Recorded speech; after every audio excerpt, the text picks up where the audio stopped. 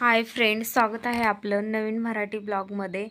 तर आता सकाळी 6 वाजलेले आहेत आणि माझे सगळे बाकीचे कामं आवरून झालेले आहेत. आणि आता मी देवपूजा केलेली आहे, तर ते तुम्हाला दाखवते बघा. आजची 4थी माळ आहे. तर सगळी देवपूजा वगैरे व्यवस्थित आवरून झालेली आहे. आणि सकाळी सकाळी मी उठल्या उठल्या पहिली देवपूजा करून घेतली आणि बाकीची म्हणलं नंतर कामं करून घ्यावीत. तर बघू शकता इथे मी माझी देवपूजा वगैरे व्यवस्थित करून झालेली आहे. तर आता मी इथे स्वयंपाक करणार आहे. तर पहिले म्हटलं की पहिलं दूध तापून घ्यावे. इथे मी पातेल्यामध्ये दूध गरम करून घ्यायला लागले आहे. आणि लगेच इथे मी भाजीची पण तयारी करून घेणार आहे. आज मी इथे डब्यासाठी दोडक्याची भाजी बनवणार आहे. तर इथे मी मसाला दोडका बनवणार आहे. त्यासाठी इथे कांदा आणि टोमॅटो बारीक कट करून घेतलेले आहे. आणि इथे कढईमध्ये थोडंसं तेल टाकून कांदा खोबरं ते भाजून घेतलेलं आहे. इथे टोमॅटो पण मी इथं चांगले छानपैकी असं भाजून घेणार आहे आणि त्याची मस्त पेस्ट बनवून घेणार आहे मिक्सरमध्ये बारीक काटून. आणि इथे दोडके पण मी इथं चांगले फ्राय करून घेणार आहे मिठामध्ये. भाजीमध्ये छान अशी टेस्ट येते दोडके फ्राय करून घेतल्या वेगळे. तर इथे दोडके पण छान असे मी फ्राय करून घेतलेले आहेत. 1 चमचा तेल टाकून इथे मी आलं आणि लसूणची पेस्ट टाकून घेतलेली आहे. आलं लसूणची पेस्ट छानपैकी अशी भाजून झाली की वाटून घेतलेलं खोबरं, कांदा आणि टोमॅटोची पेस्ट छानपैकी अशी ह्याच्यामध्ये टाकून भाजून घेऊया. थोडीशी अर्धा चमचा हळद आणि थोडंसं लाल तिखट टाकून घेतलेलं आहे. मसाले छान परतून घेतले की 1 चमचा शेंगदाण्याचे कूट टाकलेले आहे आणि इथे मी घरगुती काळा मसाला टाकलेला आहे. तर मसाले छान असे भाजून झालेले आहेत. तर इथे मी थोडंसं पाणी टाकून त्याच्यामध्ये दोडके वगैरे टाकून घेतलेले आहेत. आता इथे मी गरम करून घेतलेलं पाणी आहे, भाजीसाठी वापरत आहे गरम केलेलं पाणी. तर पाणी टाकलेलं आहे आणि वरून चवीपुरतं मीठ टाकून घेतलेलं आहे. दोडके फ्राय करताना पण मीठ घातलेलं होतं, त्याच्यामुळे इथे मी भाजीमध्ये अगदी थोडंसं मीठ टाकलेलं आहे. तर साईडला गॅस पेटवून मी इथे कढई ठेवून घेणार आहे. आणि बघू शकता भाजी छान अशी शिजत आहे. दोडके शिजायला थोडासा वेळ लागतो म्हणून इथे कमी गॅसवर भाजी ठेवलेली आहे. तर भाजीवर झाकून ठेवलेलं म्हणजे दोडके छान असे शिजतील. तर इकडे मी लगेच चपाती बनवून घेणार आहे. चपातीसाठी इथे मी पीठ अगोदरच भिजत ठेवलेलं होतं. आता कणिक पण छान अशी भिजलेली आहे. तर थोडंसं तेल लावून मी पीठ छान असं मऊ करून घेणार आहे. तर इथे मी तेलाचा असं पॉकेट होतं, तर मी याच्यामध्ये तेल असं वेस्ट असतंच त्याच्यामध्ये थोडंफार, म्हणून इथे मी पिठाला लावून घेणार आहे. थोडंसं चोळून घेतलं आहे. तर अजून थोडंसं कणिक छान अशी मळून घेणार आहे. याने चपात्या पण छान असतात. थोडीशी कणिक छान अशी मळून घेतली तर चपात्या पण चांगल्या येतात.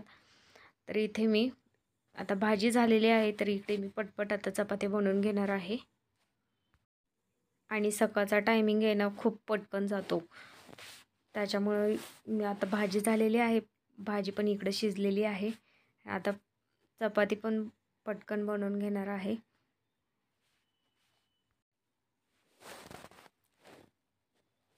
मुलं पण झोपलेली होती, सकाळचा टायमिंग होता, 7 वाजलेली होते, म्हणून मी पटपट स्वयंपाक करत होते. आता आहे ना, हल्ली सकाळी सकाळी रोज डेली पाऊस चालू आहे आणि वातावरण पण क्लायमेट पण खूप चेंज आहे. सध्या तरी वातावरणामध्ये खूप चेंजेस होतात. आणि मुलं आहे ना, माझा मुलगा 2 वर्षाचा आहे, पण तो सकाळी खूपच लवकर, त्याला मी उठले ना लगेच तो पाठीमागे उठतोच. 7 किंवा 7:30ला तर तो लगेच उठून बसतो. मग त्याच्यामुळे ना माझं इथे पटपट चपाती बनवायला चालू होतं, कारण मला असं वाटत होतं की तो उठतो का काय, म्हणून मी पटपट चपात्या बनवत होते. भाजी तर झालेली होती, पण तो उठला ना लगेच त्याला इथे किचनवरती येऊन बसायचं असते, त्याच्यामुळे माझं पटकन चालू होतं. तर बघू शकता फायनली तो उठायच्या आरव उठायच्या अगोदर माझी चपाती पण झाली, भाजी पण झाली. तर आता तो झोपलेला आहे, अजून पण नाही उठलेला. तर बघू शकता इथे मी सगळ्या चपात्या बनवून घेतलेल्या आहेत छान अशा. तरी मला हाताने चपाती उलटायची सवय. उलताना असताना पण मला उलतानाची नाही सवय, त्याच्यामुळे मी हातानेच उलटते. तर आता चपात्या वगैरे सगळे लाटून झालेले आहेत.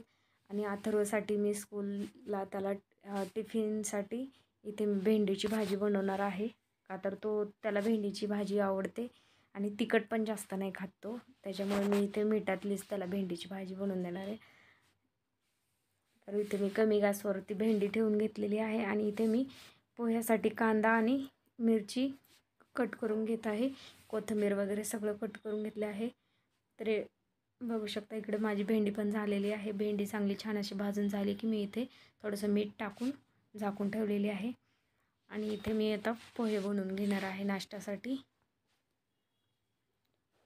तर आता आरव उठलेला आहे बघा सध्या तरी. लगेच उठून बसलेला आहे. आला तो लगेच आला की पहिला उठला की पहिला किचनमध्ये येतो.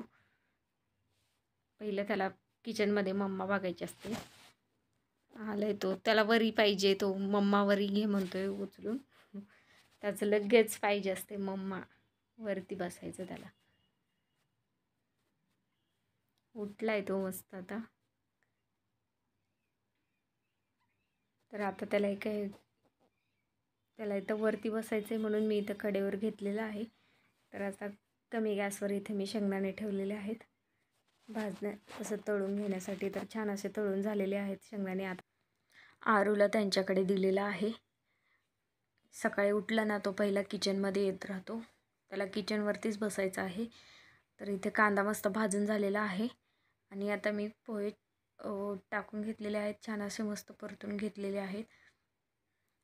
तर पोह्यामध्ये शेंगदाणे भाजून टाकण्यापेक्षा असे तळून टाकले ना तर असे वेगळीच चव येते. त्याच्यामुळे मी सारखे कधी पण पोहे बनवताना ना शेंगदाणे तळूनच टाकते. तर इकडे डबा पण मी आता भरून घेणार आहे. आता 8:30 वाजून गेलेले आहेत.